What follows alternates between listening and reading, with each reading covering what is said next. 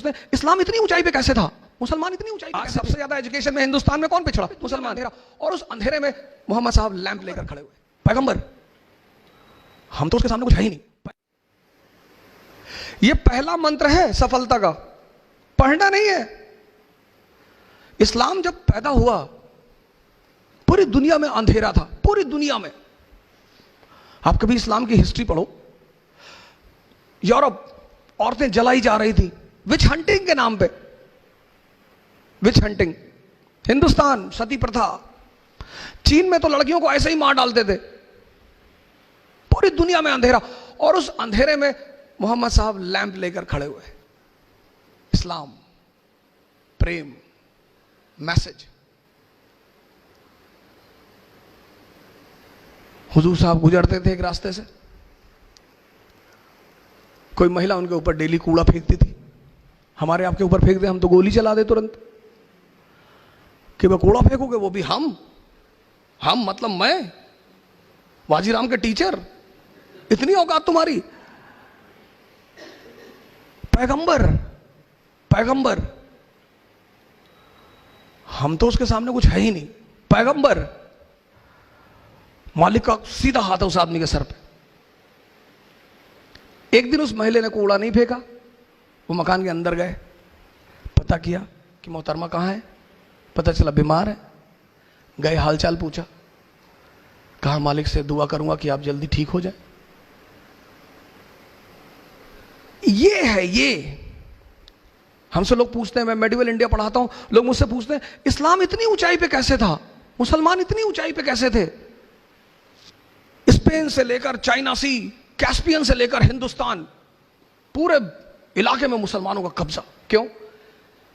क्योंकि वो अपने उस वक्त पैगंबर को समझते थे कि जीतने के सिद्धांत क्या है। जीतना तलवार से नहीं, तलवार से तो लूटा जाता है। चोर किस चीज का इस्तेमाल करता है? तलवार का।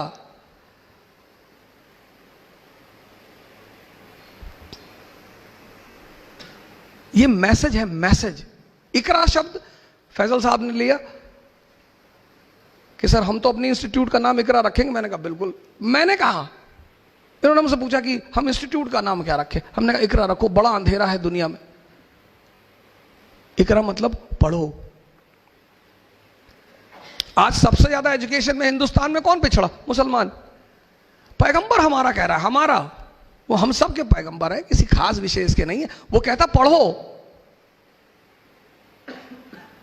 समझो।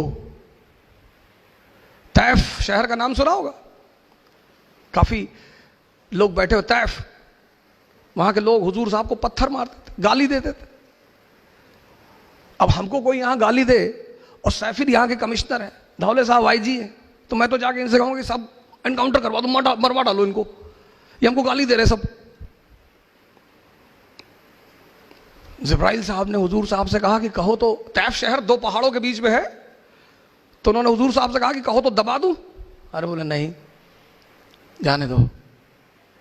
ये लोग ये जो मुझे पत्थर मार रहे हैं ना, किसी दिन यही हमारे पैरोकार होंगे। मैसेज।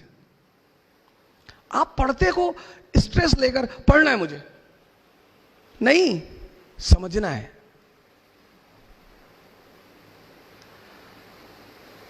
आप पहली गलती पता क्या करते हो? आप स्ट्रेस लेके काम करते हो। पढ़ना है, मैं नहीं कहता। आप किताबें इतनी प्यारी चीज है, इतनी, पर कब? जब आप उन्हें समझो।